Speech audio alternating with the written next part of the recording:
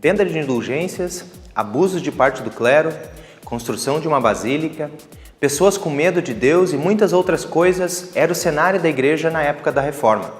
Martinho Lutero, impulsionado com seu conhecimento sobre a palavra de Deus e o que é a verdade, propõe a reforma à igreja. Martinho Lutero fixa na porta da Catedral de Wittenberg as 95 teses, mostrando que as Escrituras Sagradas dizem sobre a fé no Salvador Jesus. Reforma é o segundo tema da nossa trilogia deste mês. O programa CPT é produzido pela Igreja Evangélica Luterana do Brasil. Não saia daí, queremos ser uma boa companhia para você.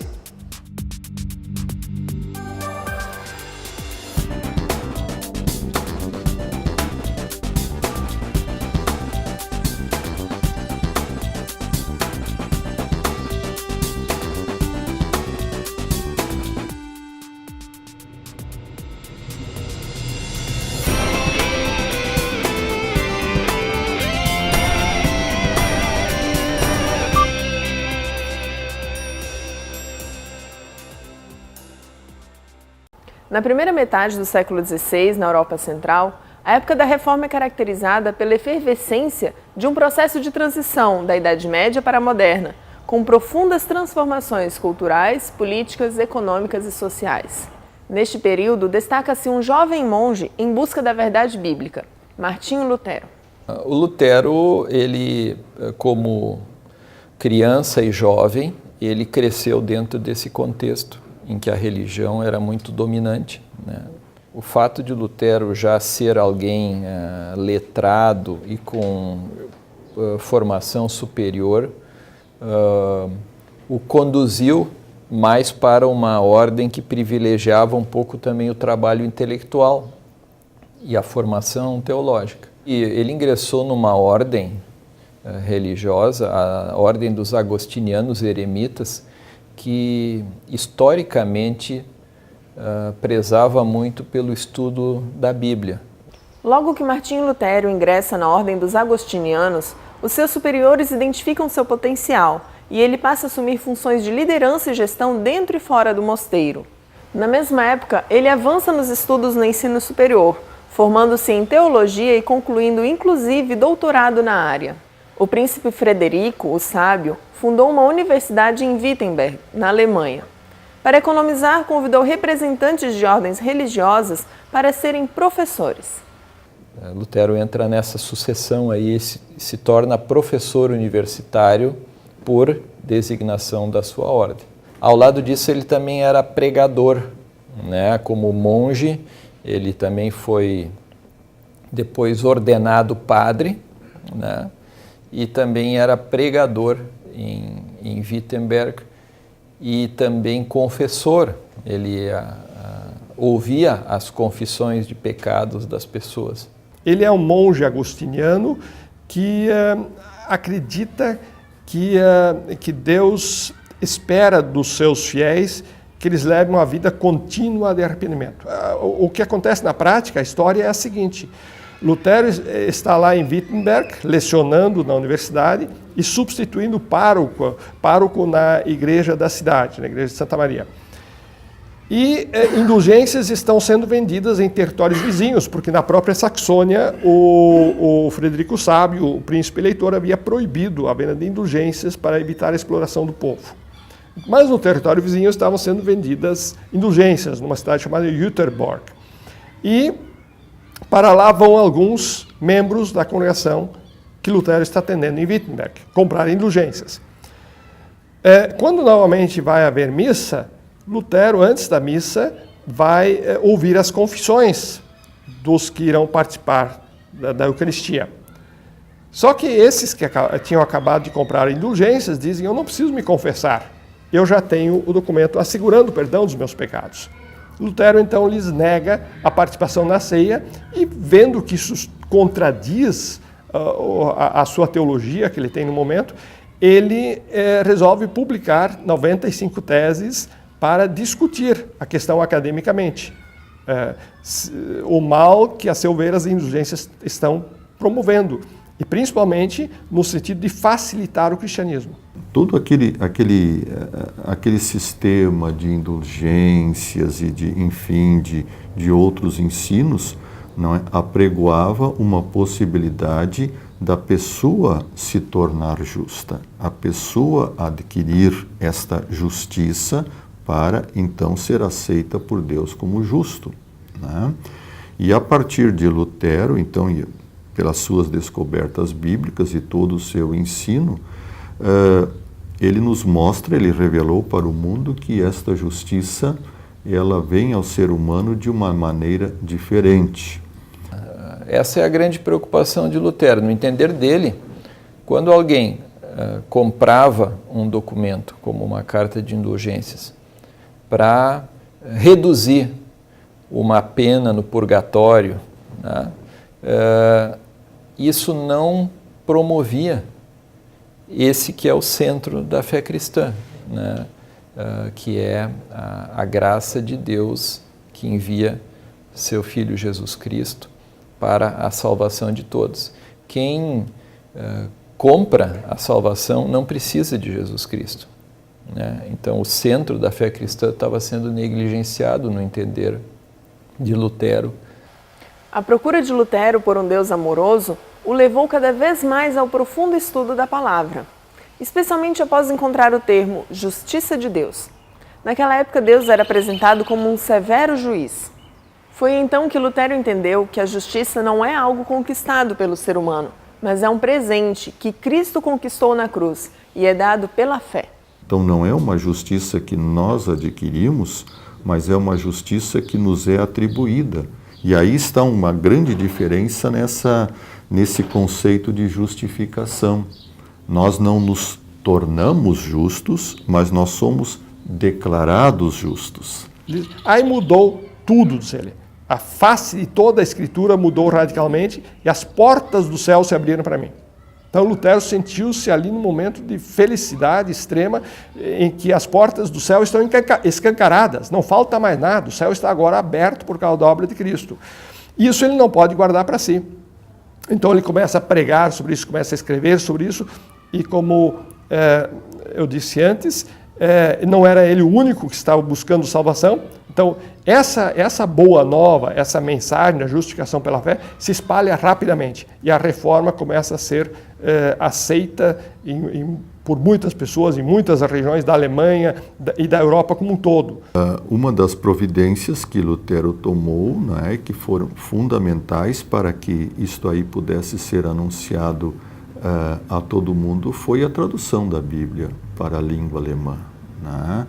Então isso foi uma obra gigantesca e quase inimaginável para acontecer da forma como ela aconteceu naqueles dias, com todas as limitações, porque não adiantaria, por exemplo, Lutero redescobrir isto aí e guardar para si, né? Não teria sentido.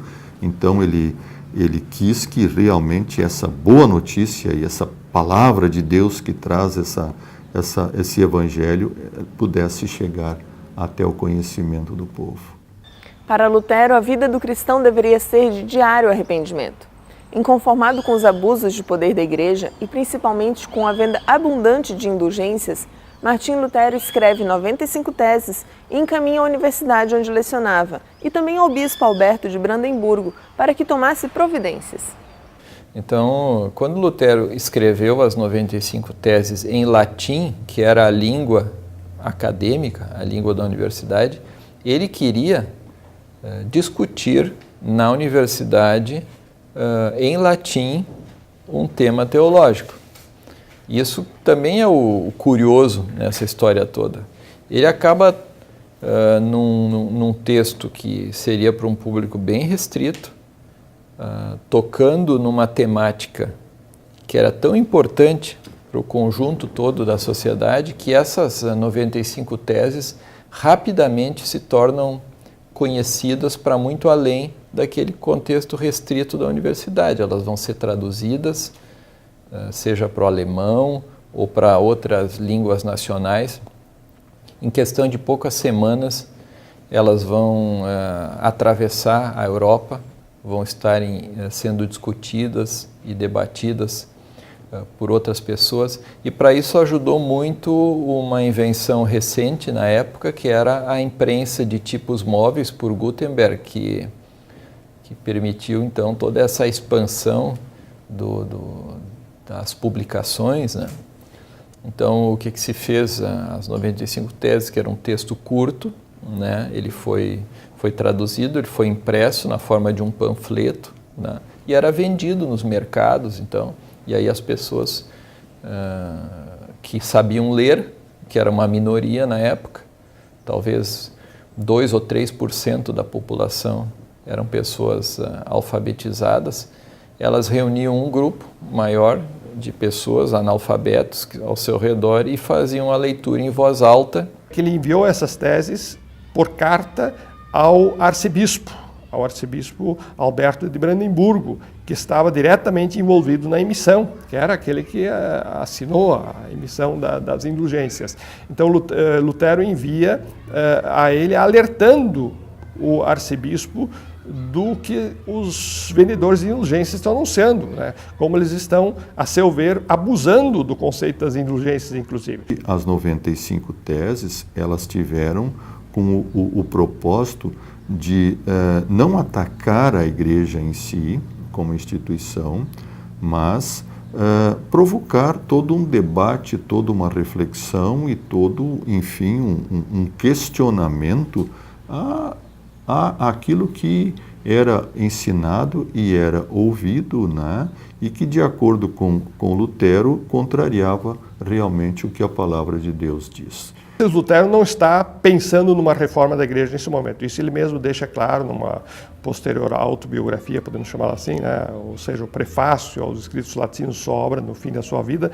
Ele deixa claro que ele, como ele mesmo diz, ele foi levado de roldão pelos acontecimentos, né? De repente, aquela cidade desconhecida, aquela universidade recém-criada, se torna o foco da atenção de todo mundo. Vai permanecer um bom tempo ainda achando que a igreja liderada pelo Papa poderia se regenerar desde que o Papa revisasse o seu papel, o papel da hierarquia da igreja, corrigisse as falhas, os erros, porque a questão da estrutura externa da igreja para Lutero é uma questão secundária. Mas muitos humanistas mais jovens, os assim chamados humanistas de terceira geração, que eram professores universitários também, eles aderiram à reforma e ajudaram a levar o movimento à frente. Então, nós temos a imprensa, nós temos os humanistas como dois grandes meios para a rápida difusão dessa descoberta do Evangelho. Porque o Evangelho sempre é libertador. E ele libertou Lutero dessa dúvida que o atormentava e dessa incerteza que pesava sobre ele, e ela serviu de libertação para muitas outras pessoas. A preocupação dele, eminentemente, era a seguinte: aquele modelo que se vivia de espiritualidade, em que a pessoa precisava estar o tempo todo prestando contas a Deus e realizando coisas para que Deus então se tornasse bondoso em relação a ela. Isso é uma compreensão no entender de Lutero que anula o Evangelho, esse consolo de saber que mesmo sendo imperfeito, mesmo errando sistematicamente, pecando sistematicamente, né, eu tenho um Deus que no fundo me ama, né, e que me acolhe, que me aceita e que acolhe também o meu arrependimento. Já existiam catecismos na Igreja Católica, mas Lutero viu que para que a mensagem do Evangelho pudesse ser levada ao povo simples, é necessário ter um resumo. Então, após fazer uma visitação às congregações, às paróquias da Saxônia, ele percebeu o quanto de ignorância espiritual havia entre o povo e entre os próprios párocos também. E aí ele escreve os dois catecismos, o catecismo maior para que pudesse servir de auxílio para os que ensinavam a fé, e também para o povo simples ele escreve o catecismo menor, que é um resumo do ensino bíblico. E aí Lutero vai também começar a refletir a respeito da igreja a partir da definição do próprio credo apostólico, a igreja como a comunhão dos santos, né? A ideia da igreja como uma instituição que é instituída pelo próprio Cristo, né? E que reúne aqueles que compartilham essa fé em Cristo como principal marca, né, distintiva da igreja. Então a pregação, o batismo, a Eucaristia ou Santa Ceia como referências principais de sacramentos também que tornam essa igreja visível. A prática do próprio arrependimento, né, a confissão pública de pecados é algo que faz parte também da igreja, é algo distintivo, né? A pessoa cristã, ela não é cristã porque ela é perfeita, santa e tal. A pessoa cristã, ela se confessa pecadora, né? Para dessa forma então acolher a graça de Deus, que faz aquilo que a pessoa não pode, não consegue fazer. Às vezes se diz, isso é errôneo naturalmente, que Lutero é o responsável pela divisão da igreja, que até ali a igreja marchava unida e que então houve a cisão da igreja. Isso não é correto, porque a igreja já havia se dividido muito antes, já havia divisões e seitas na igreja antiga, mas a grande divisão aconteceu em 1054, quando houve a divisão da igreja oriental e igreja ocidental, o grande cisma, como ele é chamado, né? Depois, na Europa Ocidental, surgiram também divisões, surgiram seitas, mas elas normalmente eram reprimidas através da Inquisição, eram suprimidas com violência, né? Então, de fato, a Reforma é o primeiro grande movimento que consegue vencer essa repressão e consegue se organizar como igreja, né? E houve o reconhecimento legal, oficial, na Paz de Augsburgo de 1555. O luteranismo, então, é colocado em pé de igualdade no Império Germânico com a Igreja Católica Romana. Em nenhum momento a Reforma se caracterizou como um movimento separatista. Nem quando ela surgiu, nem quando ela estava acontecendo, nem após. Ela não se caracteriza como um movimento separatista, mas exatamente um movimento de unificação em torno da verdade. Ele se entendia como um pregador do Evangelho, né, que colocava no centro, como existe um quadro muito famoso no altar da igreja paroquial de Wittenberg, em que Lutero está no púlpito, pregando. No outro extremo do quadro está a comunidade, ouvindo a pregação, e no centro está o crucificado. E Lutero aponta para o crucificado.